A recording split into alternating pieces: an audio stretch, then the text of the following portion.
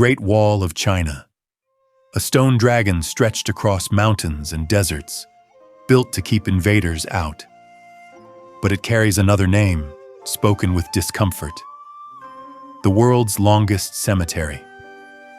Because this wall wasn't built by machines.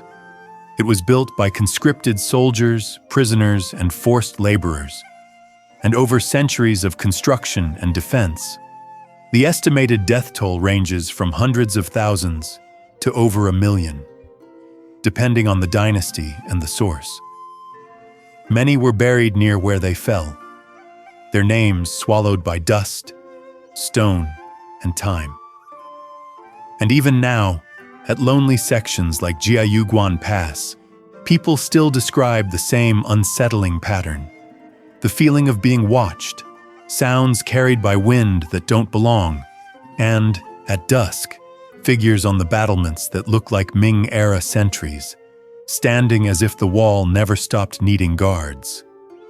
So what is the real, blood-soaked story behind the world's most famous wall?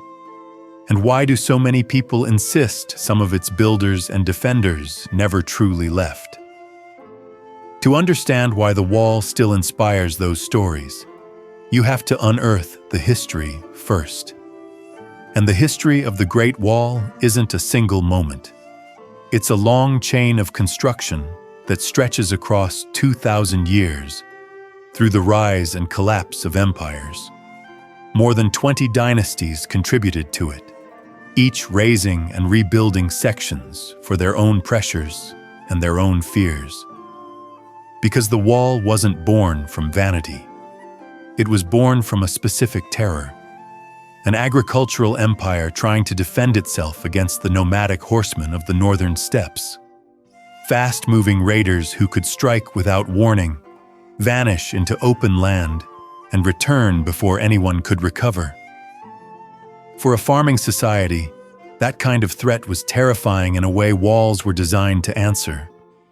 A village could be alive at sunset and stripped bare by morning. Smoke on the horizon might mean a raid was already underway, and the empire's greatest weakness was speed. Officials could write orders faster than armies could move. The wall was meant to solve that imbalance, slow the attackers, signal danger, buy time. That was the theory. The most notorious early phase begins in the 3rd century BC, when China was unified for the first time under a ruler of relentless control, Qin Shi Huang. Determined to lock down his new empire and stop the northern raids, he ordered his general, Meng Tian, to march north with an army said to number 300,000. Their mission wasn't only to fight, it was to build. Qin's plan was to connect and fortify older earthen walls left by previous states, turning scattered defenses into a single defensive line. And to do it, he mobilized a workforce so large it swallowed entire communities. Alongside soldiers came civilians drafted from their homes, farmers pulled from their fields, laborers pulled from villages, men taken with little warning and less mercy. Criminals, disgraced nobles, and those who fell out of favor were sentenced to the frontier as well, where labor often meant a slow death. It was a cross-section of society, soldiers, peasants, and convicts, pushed to the windswept edges of the known world and ordered to raise a barrier on a godlike scale, fast. But fast didn't mean efficient. It meant merciless. It meant quotas, punishments, and deadlines set by men who would never touch a stone themselves. It meant building in lethal terrain, under seasons that didn't care about imperial ambition. And when people failed, the project didn't stop. It simply replaced them. The ambition was unprecedented. The human cost would be catastrophic. That grim name, the world's longest cemetery, isn't just a spooky tagline. It's rooted in reality. Across 2 millennia of construction and rebuilding, the death toll is debated, but the estimates are always staggering. often placed anywhere from hundreds of thousands to well over 1 million, depending on which dynasties and records are counted. During the Qin dynasty's earliest push alone, many accounts describe losses in the hundreds of thousands. The causes of death were as relentless as the northern wind.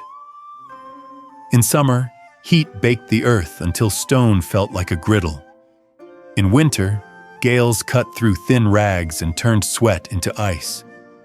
Men died hauling materials up near vertical slopes, slipping on loose gravel, crushed under loads that should never have been carried by human backs. The work itself was punishingly repetitive.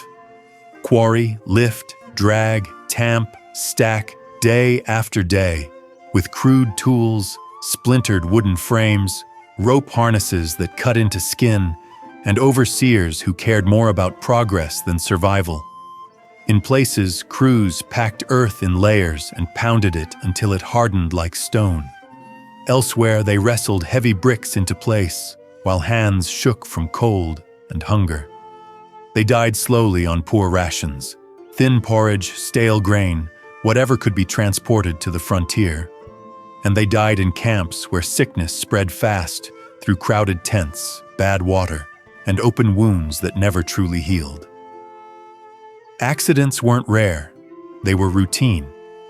And when someone collapsed, the project didn't pause. It stepped around the body and kept moving. This is where the wall's darkest and most persistent legend begins. The claim that bodies were mixed into the mortar, that the dead were used to strengthen the structure itself. Archaeologists have not found evidence that human remains were built into the wall as part of its construction in that literal sense. But the more likely truth is still brutal. When workers dropped, they were often buried nearby, in shallow trenches, in unmarked graves, sometimes in mass pits close to the work sites, because there was no time, no resources, and no will for proper burial rites. In a culture where honoring the dead mattered, dying nameless on the frontier wasn't just death, it was erasure. In the rush to meet imperial deadlines, the dead became a problem to be covered and forgotten. That tragedy is captured in one of China's most enduring folk tales, the legend of Meng Jiangnu. As the story goes, her husband was taken by imperial officials and sent far from home to labor on the wall. After months with no word, she set out on a long road carrying winter clothes she had made for him, a journey driven by love, fear, and the suspicion that silence meant death. When she reached the construction site, she was told he had already collapsed from exhaustion and been buried somewhere beneath the endless stone. She wept for 3 days and 3 nights, and the legend says the wall itself responded, a vast section collapsing, exposing bones that were never meant to be seen. Whether myth or metaphor, the story gives a human face to the suffering that made the wall possible, and it explains why cemetery doesn't feel like an exaggeration. It feels like a summary. If this is the kind of horror you prefer, real history and the echoes it leaves behind, subscribe to Horror Across Borders. New investigations drop every Tuesday and Thursday. Now, let's go to the parts of the wall where the silence doesn't feel empty. And on the wild wall, the distance between history and rumor gets uncomfortably small. With such a deep and brutal history pressed into the land, it's no surprise ghost stories cling to the wall like ivy. Locals and visitors have long shared unsettling accounts from the remote, crumbling parts. The unrestored sections, often called the Wild Wall, far from tour buses and souvenir stands. These are places where the silence feels heavy, and the wind doesn't sound like wind. The most common reports aren't dramatic at first. They're sounds. The rhythmic beat of marching footsteps when no one is there. The faint clang of metal on stone and voices carried just beyond comprehension. Not clear words, but the shape of speech, as if a conversation is happening one ridge away. People describe it the same way again and again. You stop walking, and the wall keeps moving. Some visitors report a sudden physical dread, nausea, vertigo, the instinct to leave immediately, as if they've stepped into a place that remembers too much. And sometimes, in morning mist or fading twilight, they claim to see figures on the battlements, rigid silhouettes facing north, holding the posture of sentries, standing watch for an enemy that vanished centuries ago. In the modern era, paranormal teams have tried to chase these stories with cameras and recorders, the tools of the 21st century aimed at the ghosts of earlier dynasties. Pop culture investigations have claimed they captured strange indicators, audio that resembles distant construction work, scraping stone, muffled shouts, and thermal shapes that look briefly human before dissolving into the cold night. None of it is definitive, but it echoes the oldest pattern. Footsteps, tools, voices, as if the wall is still being built. Nowhere does that pattern feel more concentrated than at Jiayuguan Pass, the westernmost fortress of the Ming Wall, once called the Mouth of China. For centuries, this was the empire's last gate, where civilization ended and the Gobi began.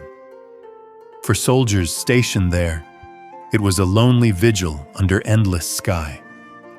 For those exiled beyond it, it was a punishment that meant disappearance. Even the construction of the pass carries its own legend.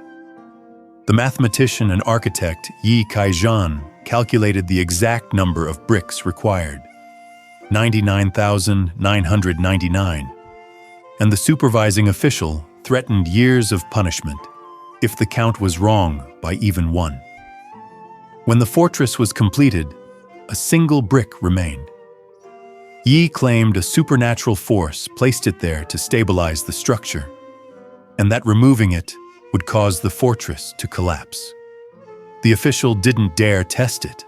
To this day, visitors are told you can still see that stabilizing brick atop a gate tower, a small object carrying a large idea, that something unseen was involved in the building. But Jiayuguan's darker stories are more recent and more unsettling. Guides and researchers describe repeating phenomena near the watchtowers after dusk. Shadowy figures seen where no one should be, sudden failures of cameras and batteries, compasses that refuse to settle. There are also unverified reports of people losing time, stepping into a corridor or beneath a tower shadow and realizing minutes, sometimes hours, have slipped away. Whether it's folklore, suggestion, or something stranger, the rumor persists for the same reason all the others do. Those watchtowers were built to guard the living, and some people insist they still guard something now. And once you've heard those stories, it becomes harder to look at the wall the same way again. The Great Wall of China is a paradox you can walk on. It's praised as a triumph of engineering, but it was also built to solve fear with force, and it consumed human lives in the process. When people call it the world's longest cemetery, they aren't just being poetic. They're describing what happens when an empire tries to hold back the horizon with stone, and that's why the stories linger. Not because the wall is haunted in a simple way, but because places shaped by suffering don't go quiet just because centuries pass. Out on the wild wall, the silence feels occupied. At Jiayuguan Pass, where the empire once ended, some visitors still describe the same unease, like something is waiting beyond the gate, and something is still watching from the towers. What people report along the Great Wall isn't something that can be neatly explained. Some places carry history so heavy, it never fully leaves. Thanks for joining our journey. Don't forget to subscribe and explore our other investigations into places shaped by real history and loss. New investigations from Horror Across Borders are released every Tuesday and Thursday.